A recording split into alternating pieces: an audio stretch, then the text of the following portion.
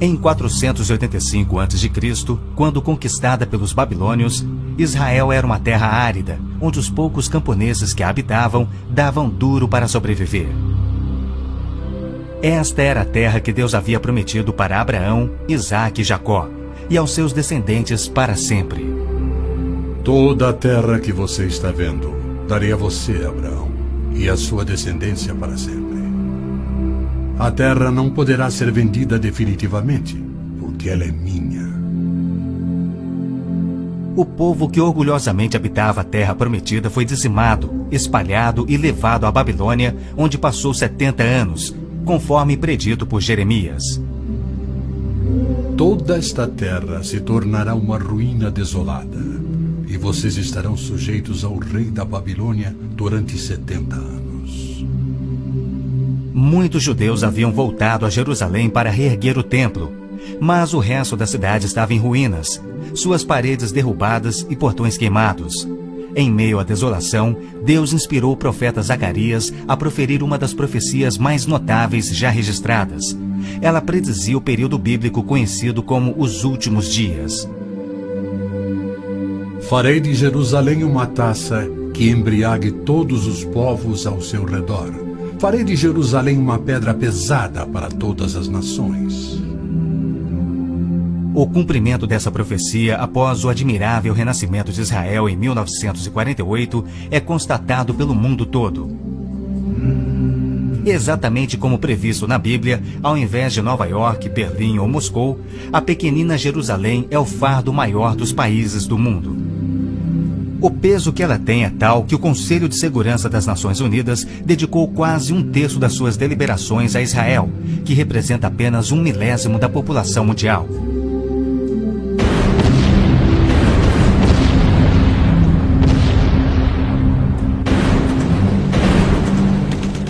Jerusalém não seria o problema número 1 das Nações Unidas se a nação de Israel fosse facilmente intimidada, mas os seus militares são os melhores do mundo.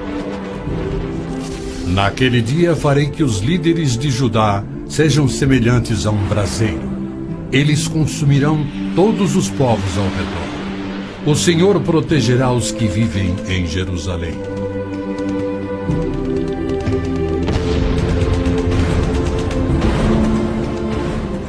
E exatamente como previsto, Israel tem devorado quem o ataca, vencendo todas as guerras, apesar de enormes desvantagens.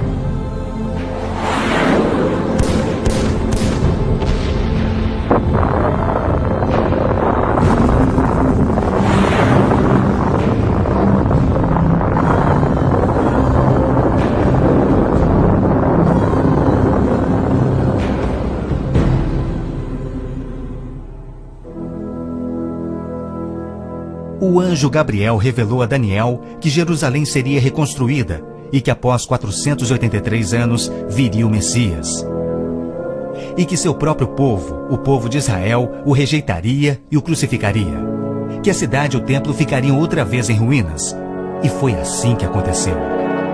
Depois o ungido será morto e já não haverá lugar para ele. A cidade e o lugar santo, o templo, serão destruídos pelo povo do governante que virá. Jesus entrou em Jerusalém no dia exato da profecia, foi aclamado como Messias e depois rejeitado. Jesus mesmo profetizou: Eu lhes garanto que não ficará aqui pedra sobre pedra, serão todas derrubadas. E serão levados como prisioneiros para todas as nações. No ano 70 DC, exatamente como Cristo previu, os exércitos romanos, sob Tito, saquearam Jerusalém, derrubaram o templo de Herodes e não deixaram pedra sobre pedra. Mais de 1 milhão de judeus foram mortos e o remanescente espalhado pelas nações. Vocês serão desarraigados da terra em que estão entrando para dela tomar posse. Então o Senhor os espalhará pelas nações, de um lado ao outro da terra. Os profetas de Israel também previram o antissemitismo, que perseguiria os judeus por toda parte. Vocês serão motivo de horror e objeto de zombaria e de riso para todas as nações. Espalhados entre as nações, os judeus têm sido odiados, perseguidos e mortos como nenhum outro povo, enquanto a estéril terra de Israel permaneceu de luto. Após sua visita em 1867, o escritor Mark Twain escreveu: Belém, a terra em que os anjos cantaram não é habitada por criatura alguma. A Palestina se recobre de pano de saco e cinzas, desolada e sem beleza. Em outra de suas profecias admiráveis, Jesus declarou: Jerusalém será pisada pelos gentios, até que os tempos deles se cumpram. Jerusalém foi disputada por todos os grandes povos da história. Babilônios a dominaram, depois os Medo-Persas. Alexandre o Grande tomou a Palestina para os gregos em cerca de 300 a.C. Depois foram os egípcios, seguidos pelos assírios e então os romanos. Invasores islâmicos se apoderaram dela, mas foram depostos nas cruzadas. Mais tarde, os mamelucos islâmicos do Egito a tomaram. Depois, os turcos otomanos reinaram por 4 séculos. E ao longo destes séculos, os judeus ali viveram e sofreram. O pleno cumprimento das profecias bíblicas sobre Israel, Jerusalém e os judeus é a prova incontestável da existência de Deus e da veracidade bíblica. Muitos pensam que as cruzadas católicas libertaram a Terra Santa para os judeus, quando, na verdade, massacraram os judeus e tomaram a terra para a Igreja Católica. O Papa Urbano II, que organizou a primeira cruzada, desafiou seus seguidores a seguirem a estrada para o Santo Sepulcro, tomando a terra daquela raça malvada e sujeitando-a ao seu domínio. Hordas de voluntários, ostentando a bandeira da cruz, massacraram os judeus, a linhagem terrena de Cristo. Isso por todo o trajeto a Jerusalém. O líder da cruzada, Godofredo de Bouillon, jurou que se vingaria pelo sangue de Cristo, matando até o último dos judeus. Ao tomarem a cidade de Davi, seus homens perseguiram os judeus até a sinagoga e atearam fogo nela.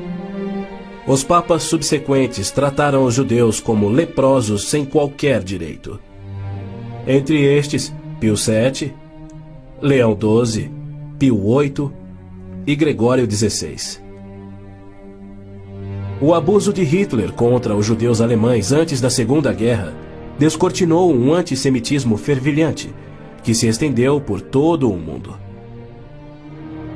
Ao navio transatlântico St. Louis, abarrotado com 1.100 refugiados judeus, foi negado acesso a todos os portos nas Américas do Sul, Central e do Norte. 700 destes tinham vistos de imigração para os Estados Unidos, porém o presidente Roosevelt os enviou de volta para morrerem nos fornos de Hitler. Até mesmo a Suíça rejeitou os judeus, devolvendo-os aos seus assassinos, e serviu como banqueira de Hitler, guardando para os nazistas bilhões de dólares em ouro e dinheiro roubado das vítimas judias. No final da Segunda Guerra, a promessa de Deus de retornar o seu povo à Terra Prometida parecia mais absurdamente ilógica do que nunca. 6 milhões de judeus perderam a vida no Holocausto de Hitler, um fato que muitos continuam a negar. Embora Adolf Eichmann relatou, enquanto prisioneiro, que o massacre dos judeus foi o maior de todos os crimes, a maior dança funesta da história da humanidade.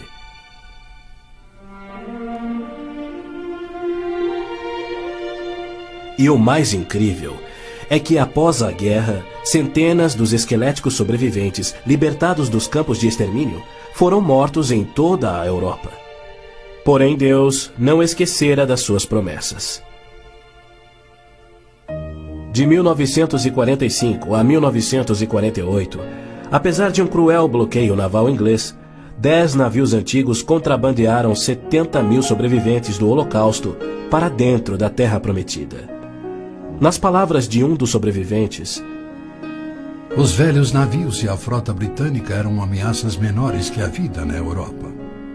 Pela primeira vez em anos tínhamos um propósito: a criação de um Estado judeu.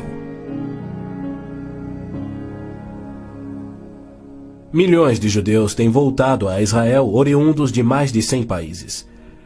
A existência de Israel hoje, na Terra Prometida, é incontestavelmente uma obra de Deus. Vejam, eu os trarei da terra do norte e os reunirei dos confins da terra. Aquele que dispersou Israel o reunirá.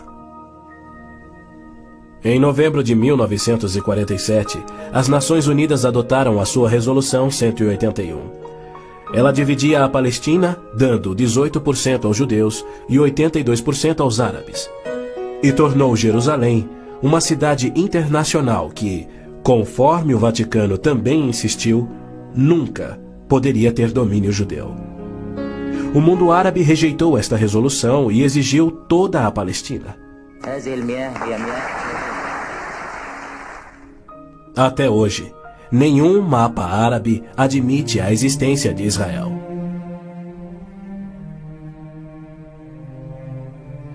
Em 14 de maio de 1948, Israel declarou sua independência. E foi imediatamente invadido por 6 nações árabes. Seus soldados eram várias vezes mais numerosos que os colonos judeus e tinham superioridade indiscutível em armas, tanques e aviões. Tendo recebido da ONU uma faixa estreita e indefensável de terra, rodeada de inimigos dispostos a exterminá-lo, Israel deveria ter sido aniquilado. Porém, para a surpresa do mundo inteiro, que torcia para os seus inimigos, os colonos israelenses derrotaram os que buscavam destruí-los, exatamente como Deus prometera. E assim tem acontecido em guerra após guerra, à medida que seus inimigos têm tentado aniquilar Israel. Sim, é isto mesmo. A aniquilação é o seu propósito declarado. Os muçulmanos têm como dever religioso a exterminação dos judeus. Eles sonham com sua destruição e promovem festividades para honrar os assassinos dos inocentes cidadãos de Israel. O fundamentalismo islâmico começa a varrer o nosso mundo. O próprio Maomé declarou: A última hora não virá antes que os muçulmanos lutem contra os judeus e os muçulmanos os matem. Mas por que a imprensa chama os terroristas muçulmanos de radicais e extremistas? Na verdade, eles apenas estão sendo fiéis ao islamismo. O Corão ordena: Não tomeis por confidentes amigos os judeus nem os cristãos. Matai os idólatras, os não muçulmanos, onde quer que os acheis. Capturai-os, acossai-os e espreitai-os. Líderes muçulmanos, religiosos e políticos ameaçam os judeus como fazia Hitler na TV, pelo rádio e alto-falantes nas ruas e nas mesquitas. Quando Gaddafi brada: a batalha de Israel será tal que Israel deixará de existir, ele fala por todos. O extermínio de Israel é transmitido aos muçulmanos desde o aleitamento. Um ministro da educação da Síria escreveu: O ódio com que doutrinamos as mentes dos nossos filhos desde o parto é sagrado. Um livro-texto de adolescentes egípcios declara: Israel não viverá se os árabes forem firmes no seu ódio. E um livro de pré-adolescentes diz: Os árabes não desistem de trabalhar em prol do extermínio de Israel. É uma loucura Israel tentar firmar acordos de paz com inimigos como estes, mas a pressão mundial o obriga a isto. Na Guerra de Yom Kippur de 1973, milhares de tanques atravessaram simultaneamente o Sinai, oriundos do Egito, e descendo o Golã a partir da Síria num ataque surpresa cuidadosamente orquestrado. As forças militares de Israel estavam todas de licença, celebrando a mais sagrada de suas festas religiosas, levando, portanto, 3 dias para que se mobilizassem. 300 mil israelenses enfrentaram 1,2 milhões de árabes. Escapando por um fio da derrota, Israel sofreu pesadas baixas. Mas, em cumprimento incontestável da admirável profecia de Zacarias, de que as tropas judias seriam como fogo que consumiria as nações vizinhas, Israel expulsou os seus inimigos. Em retaliação por ter se defendido, 61 nações romperam relações diplomáticas com Israel, enquanto nenhuma nação repreendeu os árabes por seu ataque surpresa. Este tenso e custoso estado de alerta de Israel tem sido manipulado de modo a acusá-lo de perpetrador de violência infundada contra vizinhos amantes da paz. O antissemitismo é uma força motriz da mídia mundial, que é muito influenciada pelo dinheiro do petróleo. Não se veicula nenhuma crítica aos árabes e suas repetidas ameaças de extinção de Israel. Quando Israel deportou 400 terroristas do Hamas e do Jihad Islâmico por terem matado e mutilado centenas de seus civis, foi criticado pela mídia internacional e censurado pelas Nações Unidas. Mas quando o Kuwait deportou 300 mil palestinos, em sua maioria civis inocentes, a mídia fez pouco caso e as Nações Unidas ignoraram o fato. As Nações Unidas são flagrantemente pró-árabes e contra Israel. As chamadas Forças de Paz das Nações Unidas no Líbano abrigaram terroristas da OLP, ofereceram suas instalações para treinar terroristas, forneceram equipamento militar e auxiliaram as equipes de terroristas a caminho de atacarem Israel. Quando Israel se viu pressionado a ponto de invadir o sul do Líbano para expulsar a OLP, descobriu na área das Nações Unidas estoques suficientes de armamentos para sustentarem uma invasão de 1 milhão de homens. E a maioria, incrivelmente, era avançada demais para ser operada pela OLP e era obviamente destinada a uma invasão soviética. A ONU já condenou Israel mais de 370 vezes por ter se defendido, porém nunca condenou os terroristas ou os seus agressores. 2 anos após a Olimpíada de Munique, em que a OLP assassinou 11 atletas israelenses, Arafat, o seu líder, foi convidado para falar na Assembleia Geral da ONU. E foi recebido como herói, embora clamasse pela extinção de Israel. O então secretário-geral da ONU, Boutros Ghali, declarou: Os judeus devem abrir mão de sua condição de nação e do Estado de Israel para serem assimilados como uma comunidade do mundo árabe. O Domo da Rocha, no cume do Monte Moriá, está situado no coração de Jerusalém. Esta edificação de 141 mil metros quadrados inspira paixões tão explosivas que pode ser o estopim da Terceira Guerra Mundial a qualquer instante. Foi ali que Abraão obedientemente construiu um altar e colocou sobre ele o seu filho Isaque, disposto a oferecê-lo como sacrifício a Deus. Mas Deus o impediu e proveu um carneiro para substituir a Isaque.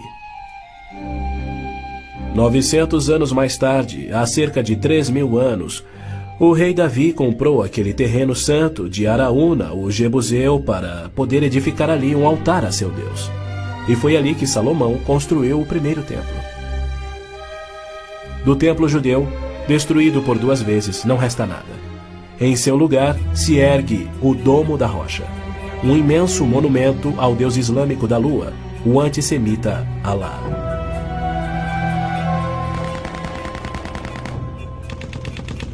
Em 1967, quando Israel capturou o leste de Jerusalém e junto com ele o Monte do Templo, isto parecia contradizer a profecia de Cristo de que Jerusalém seria pisoteada pelos gentios até a sua vinda.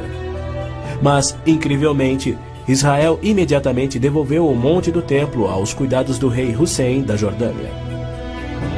Este, por sua vez, o confiou a Yasser Arafat e a sua OLP em 1994.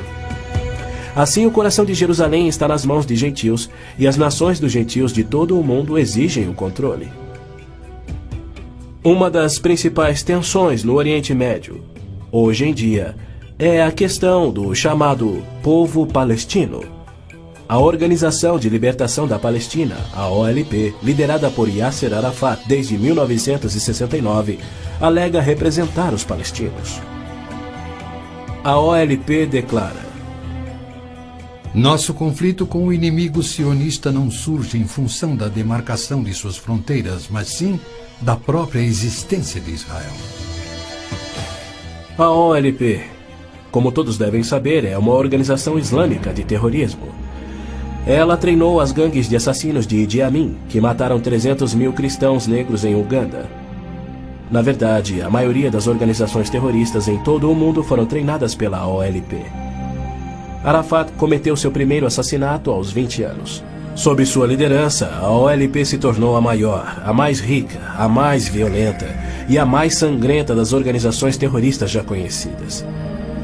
Em 1970, a OLP tinha 55 bases na Jordânia, e seu terrorismo contínuo contra os civis jordanianos era tão maligno que o rei Hussein a atacou com suas tropas de beduínos, e após semanas de sangrentas batalhas, expulsou a OLP para o Líbano. Ali, a OLP aniquilou as cidades cristãs de Damour, Beit Malá, Tal Abbas e outras. A mídia fez vistas grossas ao seu reinado de terror no Líbano. A imprensa internacional foi ameaçada e se manteve em silêncio. Os que ousaram divulgar a verdade tiveram mortes brutais. Larry Bergman e Sean Turan, da TV ABC, Mark Trion, da Rádio Belga Livre, Robert Pfeffer, da revista Der Spiegel, e outros.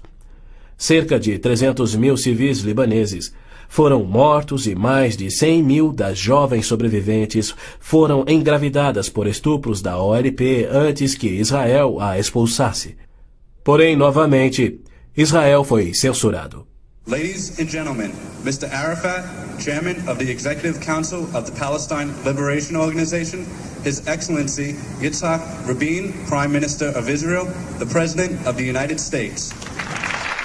Quaisquer tratados de paz com a OLP têm como propósito único enganar Israel. O modelo que os muçulmanos seguem hoje foi dado por Maomé. Em 628, ele firmou um tratado de paz de 10 anos com sua tribo Quraysh, em Meca. 2 anos mais tarde, ele atacou Meca, matando os homens e escravizando as mulheres e crianças.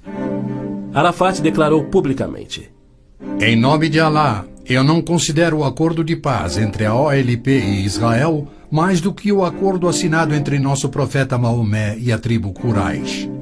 A paz para nós implica na destruição de Israel. O primeiro passo é fingir a paz para ganhar territórios dentro de Israel, de onde possa lançar sua destruição final. Por incrível que pareça, Arafat e seus assassinos da OLP têm sido eximidos e celebrizados pela mídia mundial. Este criminoso, impiedoso e sadista recebeu um prêmio Nobel da Paz e é honrado como campeão da justiça em prol do oprimido povo palestino. Palestinos? Nunca houve palestino, seja povo, nação, língua, cultura, religião ou economia. As alegações de serem descendentes de um povo palestino que supostamente habitou uma terra chamada Palestina por milhares de anos não passa de uma mentira intencional.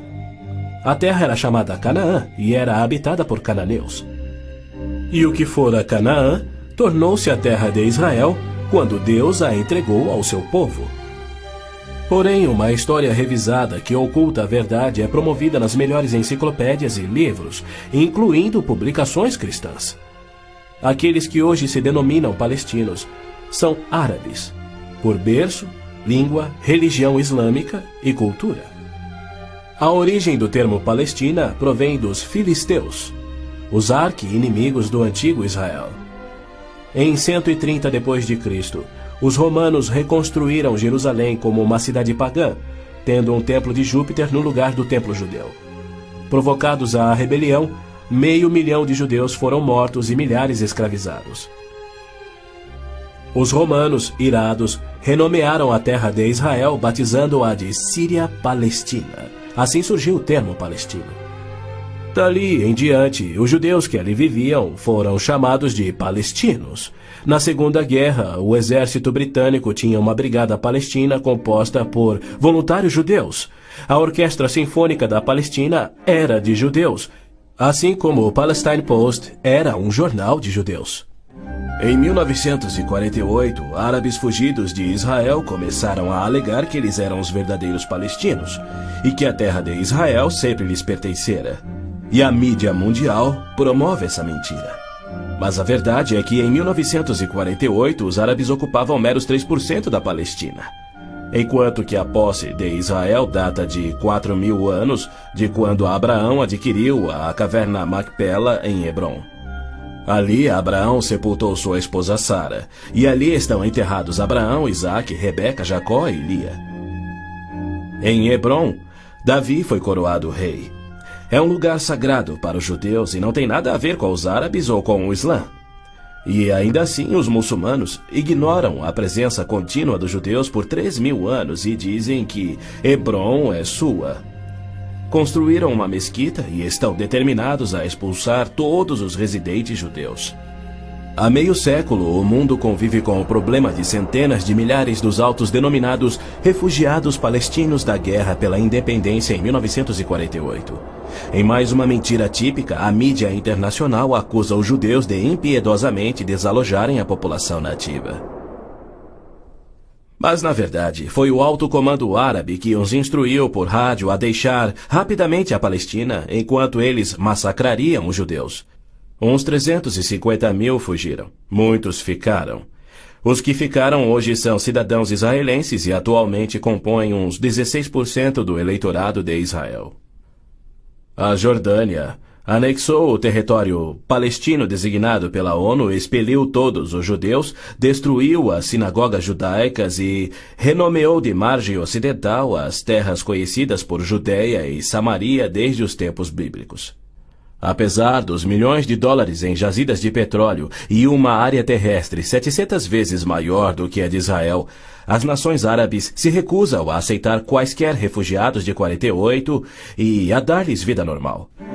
Somando milhões devido à sua alta taxa de natalidade, hoje eles são restritos a vergonhosos acampamentos de refugiados em Gaza, Jordânia, Líbano, Síria e na margem ocidental. Estes infelizes são mantidos assim para que seu infortúnio seja exibido como propaganda. Por outro lado, o recém-formado Estado de Israel, cuja população somava 600.000, absorveu rapidamente 820.000 refugiados judeus que fugiam das terras árabes, onde por 13 séculos, desde o advento do islamismo, eram sujeitados a surras e cusparadas nas ruas e mercados.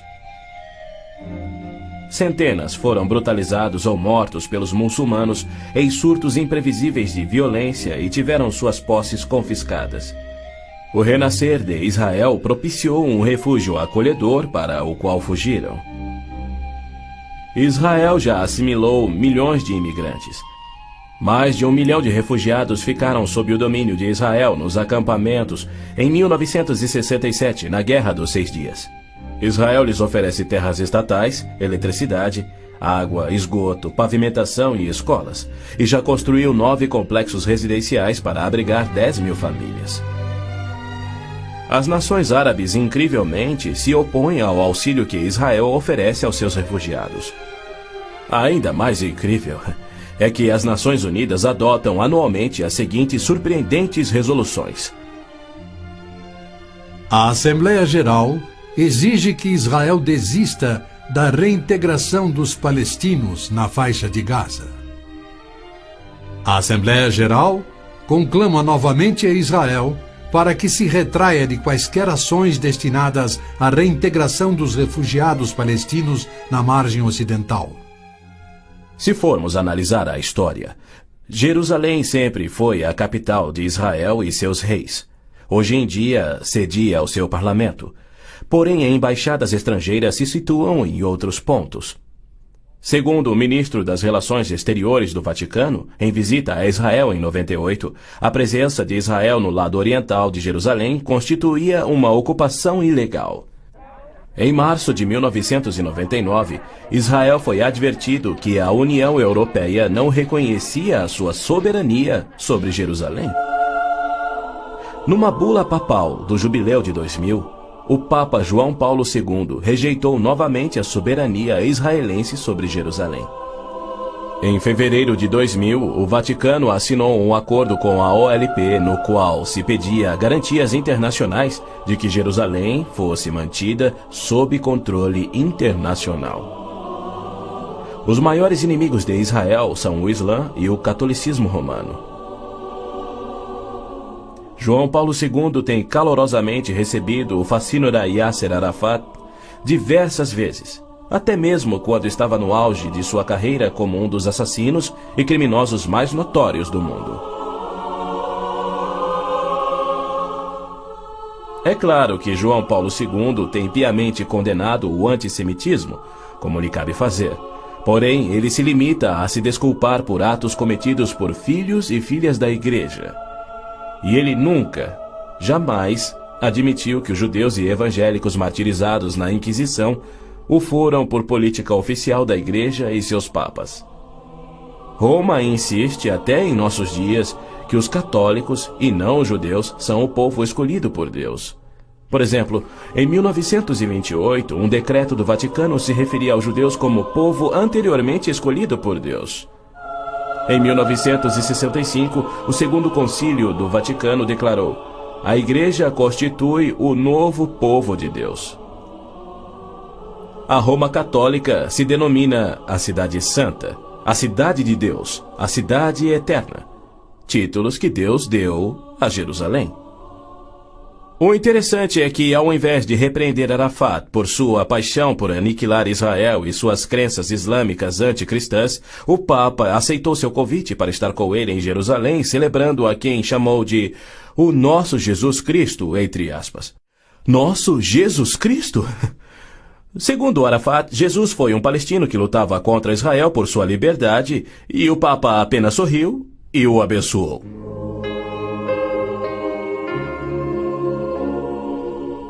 Os judeus culpam a Cristo e aos cristãos pelo antissemitismo do catolicismo romano.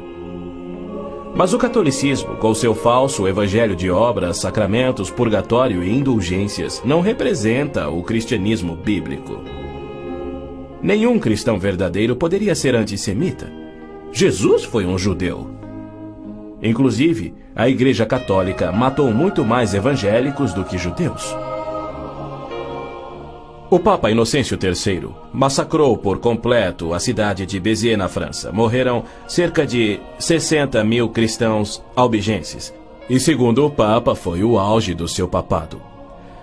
Os exércitos dos papas levaram um século para exterminar os albigenses, e o mesmo destino foi imposto aos valdenses, huguenotes, husitas e outros. No massacre de São Bartolomeu foram chacinados 70 mil huguenotes, mais 200 mil foram mortos depois e 500 mil fugiram da França para salvar a vida. E como estes, há muitos outros exemplos. Hitler não assassinaria os 6 milhões de judeus se os séculos do antissemitismo romano não tivessem preparado o caminho. Em 26 de abril de 1933, Hitler relembrou aos representantes do Vaticano, Bispo Börning e Monsenhor Steinmann, que por 15 séculos Roma considerara os judeus parasitas a serem exterminados, e que ele lhes oferecia uma solução final para o problema dos judeus. Antes de se tornar o Papa Pio XII, o cardeal Eugênio Pacelli, núncio papal da Alemanha, entregou dinheiro do Vaticano a Hitler para formar o partido nazista. Ao se tornar Papa, Pacelli enviou uma mensagem de apoio ao Führer. Ao ilustre Herr Adolf Hitler, Führer e chanceler do Reich alemão. É com grande prazer que recordamos os muitos anos passados na Alemanha como núncio apostólico, ocasião em que fizemos de tudo para estabelecer relações harmoniosas entre a Igreja e o Estado. Agora, suplicamos ainda mais fervorosamente para alcançarmos este alvo. Era 1939 e os abusos de Hitler, bem como suas intenções para os judeus, já eram conhecidos em todo o mundo.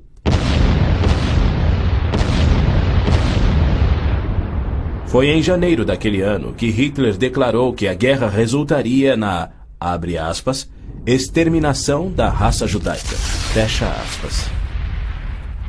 Die Völker noch einmal in einen Weltkrieg zu stürzen, dann wird das Ergebnis nicht der Sieg des Judentums sein, sondern die Vernichtung der jüdischen Rasse in Europa.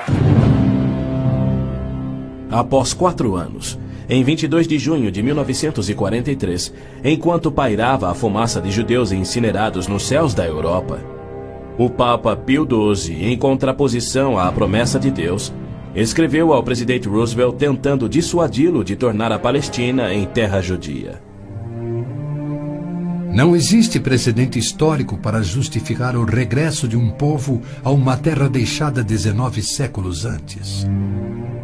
Se os hebreus desejam um lar, não seria muito difícil encontrar um território que lhes sirva melhor que a Palestina. Com o aumento da população judaica naquela região, graves novos problemas surgiriam. Sem precedente histórico, Deus o havia prometido. Pio XII nunca condenou o Holocausto em público. Tampouco buscou dissuadir Hitler do seu intento de aniquilar os judeus. Porém, ele se manifestou, de forma bem enfática, contra o regresso dos judeus à terra de Israel, que Deus lhes dera como herança eterna. Do mesmo modo, Pio X declarou em 1904: Não podemos reconhecer os judeus como povo.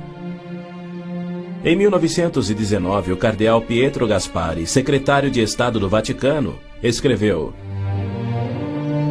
O perigo que mais nos amedronta é o da criação de um Estado judaico na Palestina. E quanto ao Islã, esta religião de violência tem sempre forçado conversões pela espada.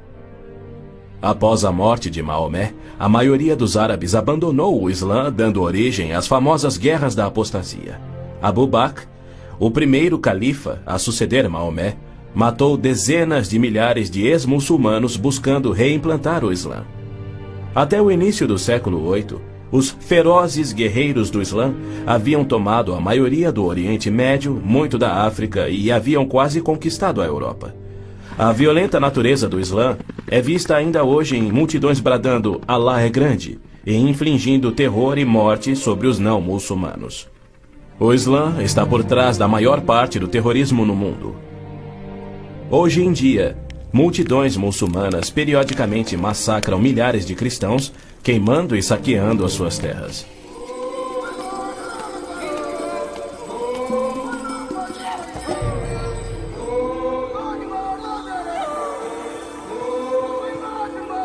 No sul do Sudão, milhões de cristãos negros estão sendo privados de alimento, escravizados e até mortos pelo governo islâmico do norte. É verdade que os judeus foram mortos durante as cruzadas, mas isso foi contra o ensinamento de Cristo e seu divino exemplo. Já os terroristas muçulmanos matam como forma de obediência a Allah, em obediência ao Corão e ao ensino e exemplo de Maomé.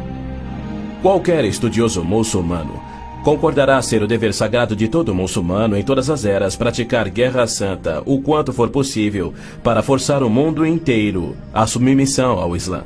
O Corão mantém mais de 100 versículos sobre lutar e matar neste propósito. Porém, a mídia internacional insiste em descrever o Islã como religião pacífica.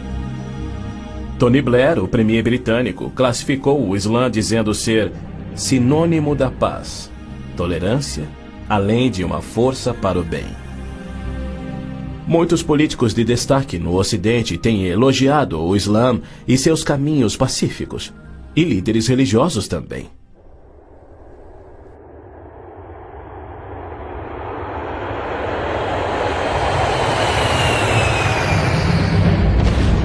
Os inusitados atos de guerra praticados por terroristas contra os Estados Unidos em setembro de 2001 resultaram em declarações de políticos que diziam ser necessário distinguir entre terrorismo causado por grupos extremistas, fanáticos, e a religião islâmica em si, que é pacífica.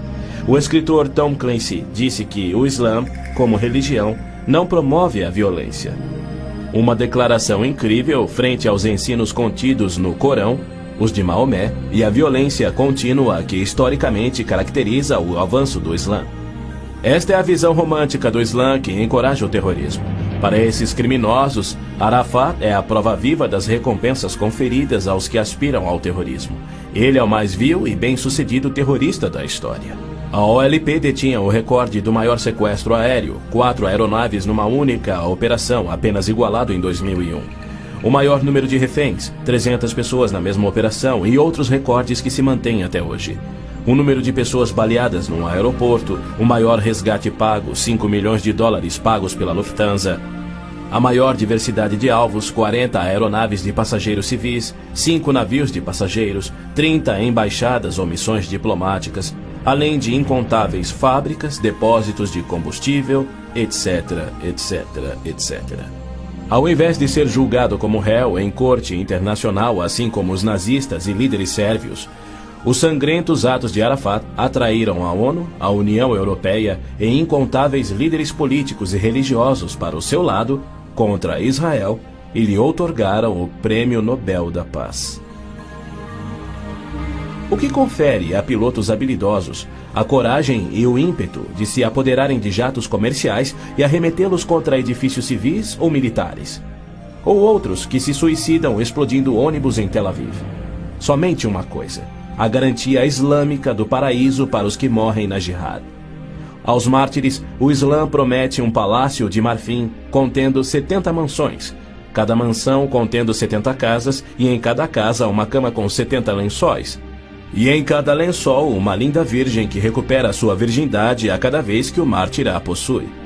Lhe é prometido que o seu apetite para o sexo e alimento será igual ao de 100 homens. Os meninos muçulmanos ouvem essa promessa desde a infância. Ela lhes confere a coragem inconsequente que os faz treinar e executar ações terroristas suicidas para infligir morte e destruição sobre os chamados inimigos de Alá. Quando este mundo reconhecerá que o Islã é que é o culpado?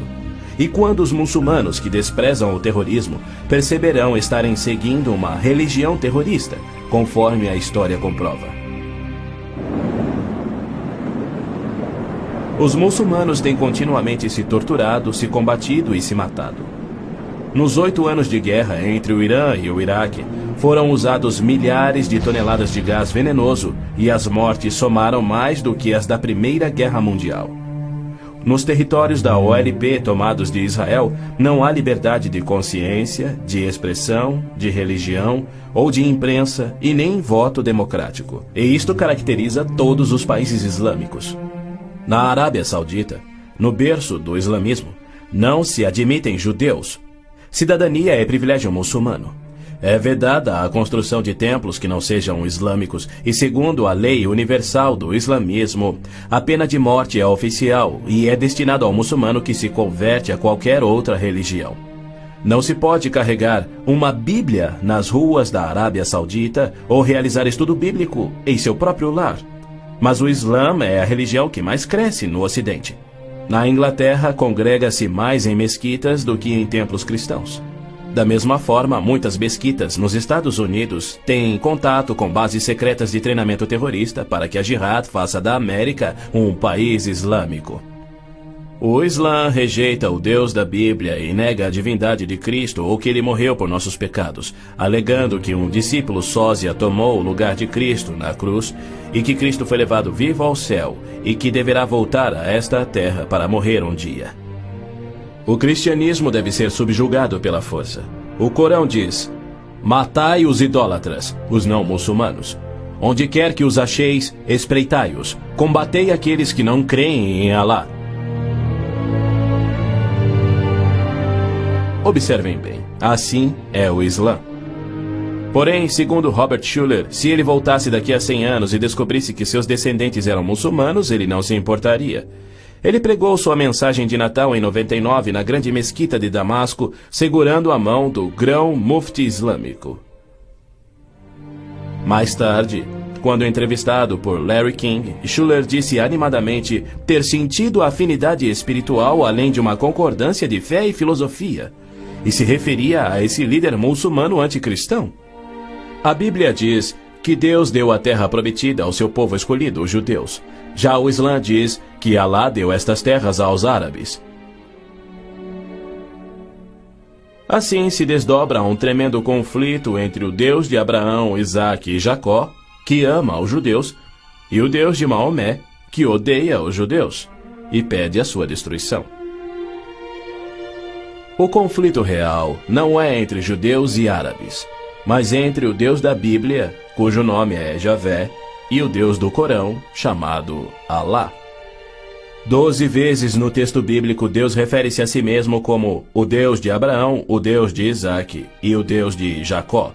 Então, Javé declarou a Moisés: Diga aos israelitas, o Senhor, o Deus dos seus antepassados, o Deus de Abraão, o Deus de Isaque, o Deus de Jacó enviou-me a vocês.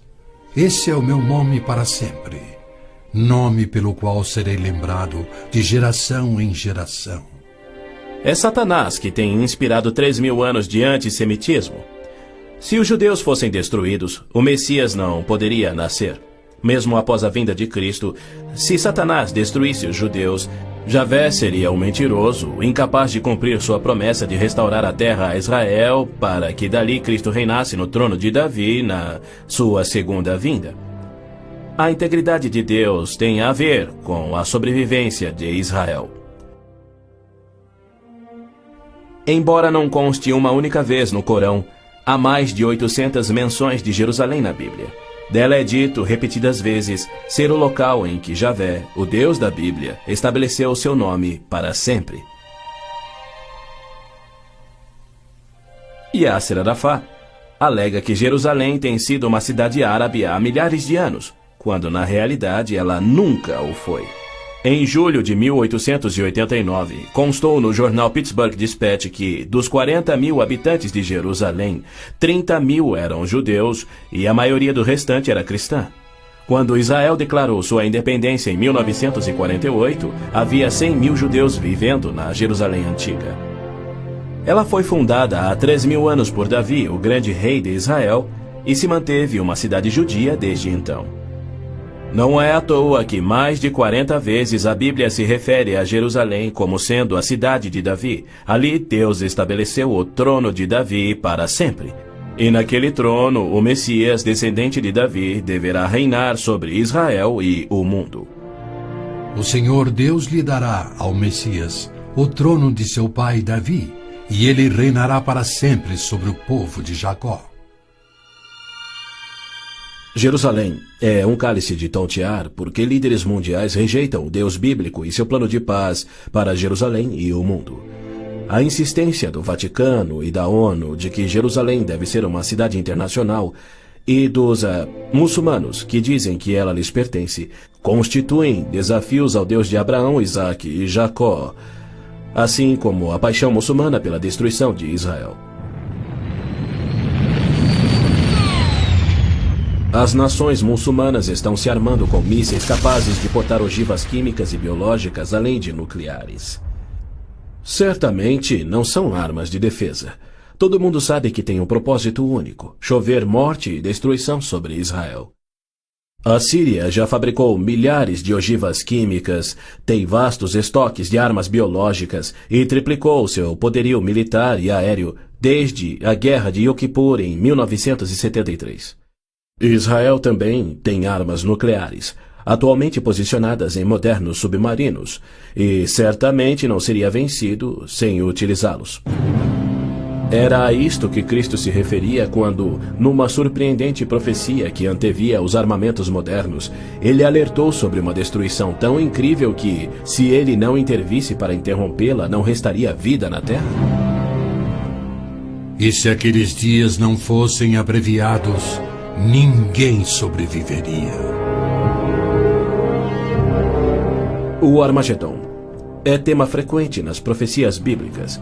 A Bíblia descreve com clareza os eventos que anteciparão o Armagedon. Milhões de judeus já voltaram a Israel depois de serem espalhados entre as nações. Eles reconstruíram Israel a partir do nada e sentem-se seguros com uma falsa paz. Com a progressão do processo dessa falsa paz, os árabes matam e queimam as casas dos árabes que suspeitam estar cooperando com Israel. Terroristas muçulmanos que matam judeus são honrados nos países árabes. Ruas e feriados recebem os seus nomes. Na virada do milênio, o Prêmio Palestino de Cultura foi outorgado a Abu Daud por seu livro no qual descreveu como planejou e executou o assassinato de 11 atletas israelenses nas Olimpíadas de Munique em 72. Ainda assim, os israelenses seguem sonhando em alcançar a paz com aqueles que juraram exterminá-los. Logo a seguir virá aquilo que Jeremias chamou de o tempo da angústia de Jacó. Exércitos do mundo, sob o anticristo, serão trazidos ao Armagedon por Javé, no intento de puni-los por terem odiado, perseguido e matado o seu povo Israel, e para disciplinar Israel por sua descrença. Você, anticristo, avançará contra Israel, o meu povo, nos dias vindouros. Trarei você contra a minha terra para que as nações me conheçam, e todas as pessoas da face da terra tremerão diante da minha presença. Reunirei todos os povos para lutarem contra Jerusalém. Depois, o Senhor sairá para a guerra contra aquelas nações. As frases "a minha presença" e "o Senhor sairá para a guerra" indicam que Deus mesmo virá salvar Israel no Armagedon. Zacarias diz: Deus virá como um homem ressurreto que foi traspassado. Este só pode ser o Messias, a quem Isaías chamou Deus poderoso, o Pai eterno. Ouça novamente as previsões dos profetas judeus sobre a rejeição do Messias, sua crucificação pelo seu povo e sua morte pelos pecados do mundo. Perfuraram minhas mãos e meus pés na crucificação. Foi desprezado e rejeitado, eliminado da terra dos viventes. Por causa da transgressão do meu povo, ele foi golpeado. Então o ungido será morto e já não haverá lugar para ele, apenas para os pecados do mundo. Em consonância com os profetas de Israel, João nos revela o Armagedon no último livro da Bíblia e nos mostra Cristo voltando do céu para destruir o anticristo, exatamente como Paulo também profetizou. Vi os céus abertos e diante de mim um cavalo branco, cujo cavaleiro se chama Fiel e Verdadeiro. Seus olhos são como chamas de fogo, e seu nome é Palavra de Deus. Então vi a besta, o anticristo, os reis da terra e os seus exércitos, reunidos para guerrearem contra aquele que está montado no cavalo e contra o seu exército. Mas a besta foi presa, e com ela o falso profeta. Os dois foram lançados vivos no lago de fogo.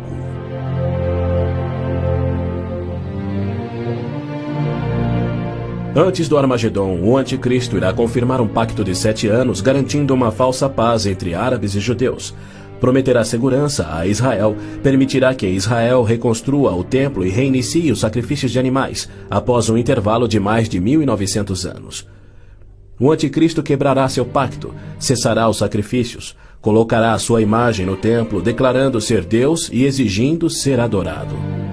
Os que se recusarem morrerão. Com muitos ele fará uma aliança que durará uma semana. No meio da semana ele dará fim ao sacrifício e à oferta. Então será revelado o homem do pecado, chegando até a assentar-se no santuário de Deus, proclamando que ele mesmo é Deus. Foi-lhe dado poder para fazer que fossem mortos todos os que se recusassem a adorar a imagem. A que semana Gabriel se referia? Quando isso acontecerá? Ele disse a Daniel que após 70 semanas ou 490 anos, toda a profecia se cumpriria, Israel seria restaurado e jamais voltaria a desonrar a Deus.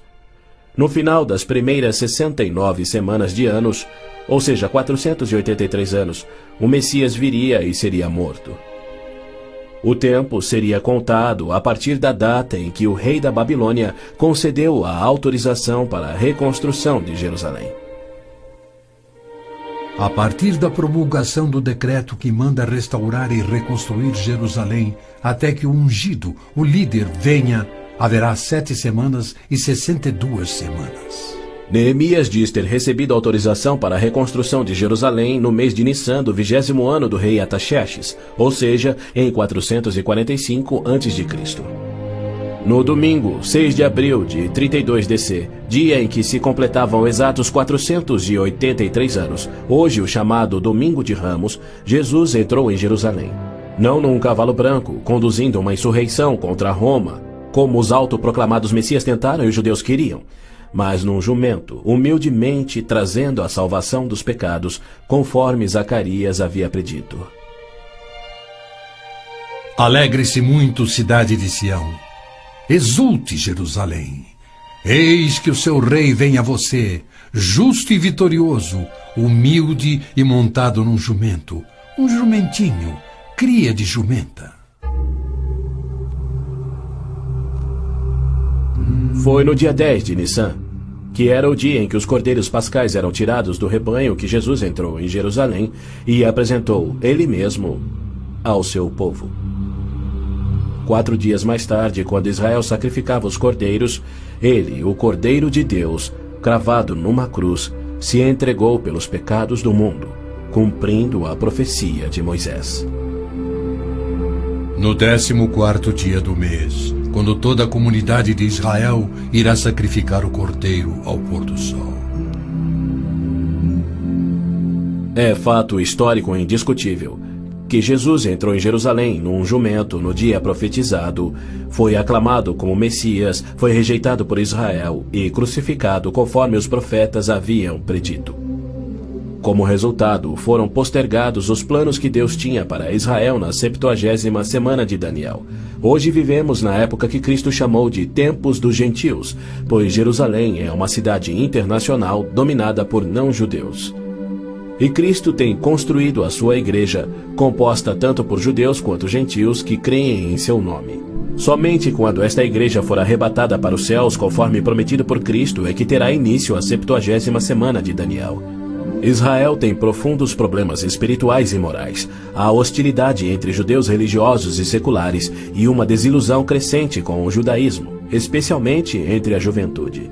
Israel sofre com drogas, pornografia, prostituição, juventude rebelde, estupros, roubos e assassinatos. Israel precisa se voltar em arrependimento para o Deus de Abraão, Isaque e Jacó. Mas os rabinos nada têm para oferecer aos pecadores arrependidos. Exatamente como Oséias profetizou, eles não fazem sacrifícios pelo pecado há 1900 anos, pois não têm um templo. Pois os israelitas viverão muitos dias sem rei e sem líder, sem sacrifício. Foi Deus quem profetizou essa condição. Por que ele permitiria que seu povo escolhido ficasse sem sacerdócio e sem templo no qual oferecer os sacrifícios pelos pecados que ele havia ordenado? Isso só faz sentido se o sacrifício de Cristo na cruz cumpriu todos os sacrifícios do Velho Testamento que já não são mais necessários. Caso contrário, Deus abandonou o seu próprio povo e todo o mundo sem recurso para o pecado. E isso ele nunca faria. As escrituras hebraicas contêm mais de 300 profecias, indicando quando e onde o Messias nasceria e como reconhecê-lo quando ele viesse. Cada uma destas foi especificamente cumprida ao pé da letra na vida, morte e ressurreição de Jesus de Nazaré. Se ele não for o Messias, então não existe o Messias. Pois foi Cristo que no dia exato, revelado pelo anjo Gabriel a Daniel, entrou em Jerusalém num jumento, foi aclamado Messias, depois rejeitado e crucificado conforme profetizado. Segundo as escrituras do próprio povo de Israel, aqueles que esperam a primeira vinda do Messias já estão atrasados em 1900 anos. A única esperança de Israel está na sua segunda vinda, e podemos ter certeza de que, havendo gerado a nação de Israel, Deus irá cumprir o seu propósito, pois ele declara: Pode uma nação nascer? Acaso faço chegar a hora do parto e não faço nascer, diz o Senhor? Acaso fecho o ventre? Tragicamente, muitos judeus só crerão no seu Messias no Armagedon. Quando Javé aparecer em pessoa para salvar Israel da destruição pelos exércitos, eles reconhecerão finalmente ser o Messias, aquele que foi traspassado e morto pelos seus pecados e que ressuscitou como o próprio Messias predito pelos seus profetas, a quem rejeitaram. então todos os judeus ainda vivos irão crer. Mas para todos aqueles, judeus e gentios, que morrerem sem crer nele, tragicamente não restará esperança.